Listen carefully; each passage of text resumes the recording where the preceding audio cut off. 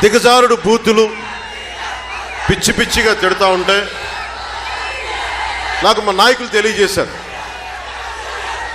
ఇలా ద్వారంపూడి చంద్రశేఖర్ రెడ్డి అంట,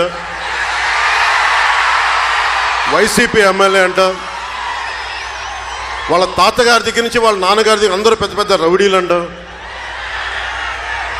వాళ్ళ దగ్గర బోల్డంతమంది క్రిమినల్స్ ఉంటారంట, చిన్న చిన్న కత్తులు పెట్టుకున్న కుర్రాళ్ళు ఉంటారంట, తుపాకులు ఉంటాయంట, గన్స్ ఉంటాయంట. నేను అడిగాను, ఇదంతా మన కాకినాడలోనే అని అడిగాను. ఏది మన ప్రశాంతమైన కాకినాడలో ఇదంతా అంటే అవునని చెప్పి. వాళ్ళు ఇంకా బియ్యం కూడా ఎక్స్పోర్ట్ చేస్తారంట. గతంలో దొంగ నోట్లు ముద్రించేవాళ్ళంట వాళ్ళ కుటుంబీకులు. అప్పట్లో ఉన్న ఎస్పీ డిటి నాయక్ వాళ్ళ పెద్దలకి జీప్ వెనకాల బేడీలేసి నడిపించాడంట. చక్కటి చాలా డేంజరస్ పీపుల్ వాళ్ళు. ఆయన తిట్టేశాడు మిమ్మల్ని చాలా నీచంగా. అంటే నాకు ఏం చేయాలో అర్థం కాల. అంటే ఏం చేయమంటావు నన్ను అడిగా. అంటే కోపడాలని నేను నాకే కోపం రావట్లేదండి అంటే నా ఉద్దేశంలో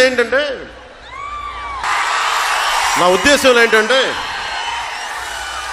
నన్ను సామాన్యంగా ఎవరిని తిడితే నాకు పెద్ద కోపం రాదు. ఆలోచిస్తూ ఉంటా దేనికి తిట్టుంటాడు వీడు అని. అంటే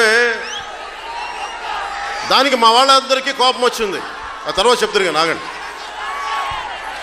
చాలామందికి మన వాళ్ళందరికీ కోపం వచ్చింది. కోపం వస్తే నేనేమన్నానంటే సరే వదిలేసేయండి పర్లేదులే అన్నా. నేను ఎన్ని చెప్పినా మన నాయకులు, మన జన సైనికులు, మన వీర మహిళలు ఊరుకోకుండా నిరసన తెలిపడానికి వాళ్ళ ఇంటి మీదకి వెళ్ళారు. ఇంటికి వెళ్తే చాలామంది క్రిమినల్స్ని వాడి అందరి మీద రాళ్ల దాడి చేయించి మన నాయకులందరూ ఇంక్లూడింగ్ పంతం నానాజీ గారితో సహా రాళ్ల దెబ్బలు తిని,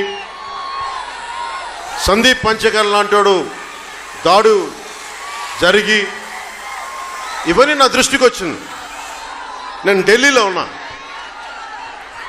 అప్పుడు దాకా నన్ను తిడితే కోపం రాలా నాకు.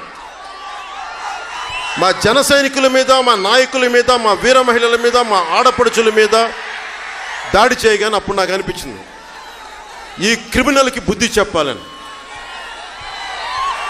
వచ్చాను. ఎంటైర్ ఈస్ట్ గోదావరి 144 సెక్షన్ పెట్టారు. నేను వస్తున్నానండి. అంటే నేను ఏం మాట్లాడలా. అకారణంగా తిట్టాడు.